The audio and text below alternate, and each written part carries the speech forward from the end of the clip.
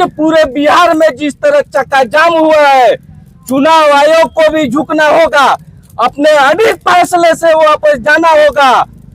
और जब तक वो वापस नहीं जाता है, पूरे बिहार में हम लोग इसी तरह चक्का जाम फॉर्म नहीं भरेंगे।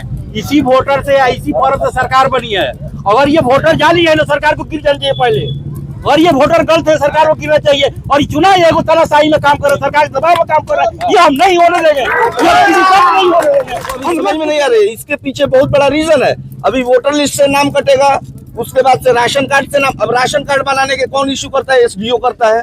अब वही एसडीओ, अब वही ब्लॉक का अधिकारी आपको क्या कहते हैं, निवास सर्टिफिकेट देगा तो वो मान्य होगा, और वही जो इशू कर रहा है वो मान्य नहीं होगा। ये तो दोगली पॉलिसी है। और इलेक्शन कमीशन कंप्लीट इस मोड में है। ये अमित शाह और मोदी, ये दो गुजराती है जो पूरे देश को बर्बाद करके रखे। 30 सांसद देता है एनडीए को, तब सारे मतदाता जो है वो वैध होते हैं। और जब विधानसभा चुनाव आता है, देश के प्रधानमंत्री जानते हैं कि हमें हार का सामना करना है इस बिहार में।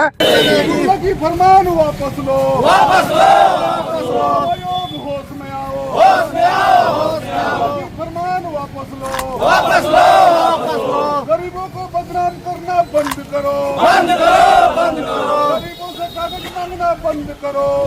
गोपालगंज में महागठबंधन के नेताओं ने मतदाता पुनरीक्षण का जमकर विरोध किया। विरोध के दौरान कई जगहों पर आगजनी और सड़क जाम किया गया। इस दौरान गोपालगंज के युवा राजद प्रदेश महासचिव गुफरान रशीद के नेतृत्व में सैकड़ों लोग सड़क पर उतरकर प्रदर्शन किए और सभी लोगों ने कहा कि हम लोग इसका पुनरीक्षण नहीं कराएंगे।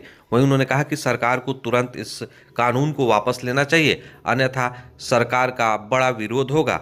वहीं उन्होंने कहा कि सरकार यह कानून जबरन थोपना चाहती है, जिसमें कई गरीब, अशिक्षित और दबे कुचले जो लोग हैं वो इससे वंचित हो जाएंगे, उनका मतदान का अधिकार छीन लिया जाएगा। वहीं उन्होंने आरोप भी लगाया कि सरकार यह चाहती है, ऐसा करके वो खुद हार रही है, इसलिए इस तरह से करके वो अपने आप को जीत दर्ज कराना चाहती है। आपको बताएं कि इस दौरान कई स्थानीय लोग सहित कई नेता भी इस कार्यक्रम में शामिल रहे। वहीं विरोध के बाद गुफरान रशीद के साथ दर्जनों लोगों ने पुलिस के समक्ष अपनी गिरफ्तारी देकर अपनी उपलब्धि को पेश किया है।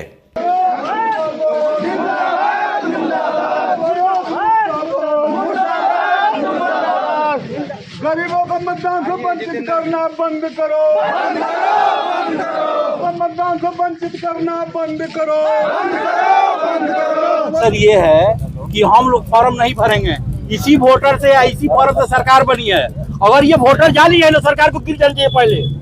और ये वोटर गलत है, सरकार को गिरना चाहिए। और चुनाव आयोग तानाशाही में काम कर रहा है, सरकार के दबाव में काम कर रहा है, ये हम नहीं होने देंगे। नहीं होने देंगे।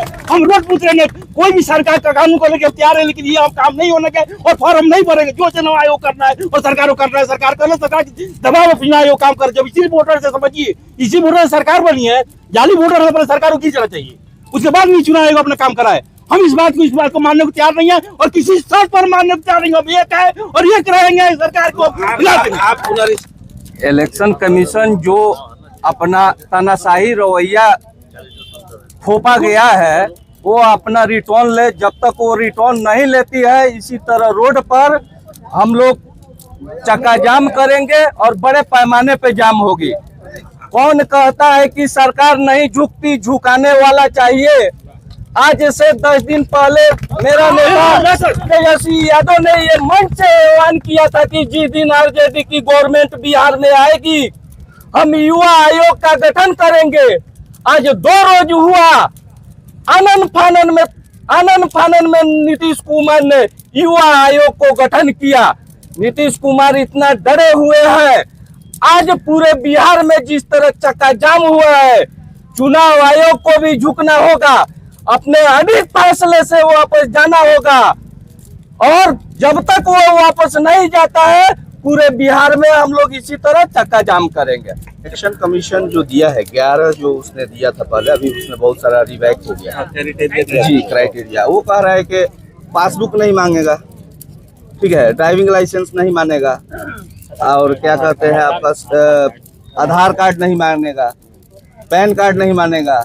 अब बताइए, पैन कार्ड बनाते हैं तो आधार कार्ड होता है, ITR उसी से भरते हैं, ठीक है ना, पासबुक खुलवाते हैं उसी से। पासपोर्ट को मानेगा? पासपोर्ट के लिए क्या चाहिए? पासबुक चाहिए, आधार चाहिए, है?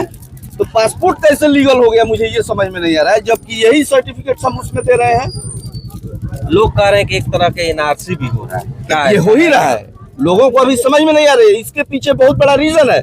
अभी वोटर लिस्ट से नाम कटेगा, उसके बाद से राशन कार्ड से नाम, अब राशन कार्ड बनाने के कौन इश्यू करता है? एसडीओ करता है।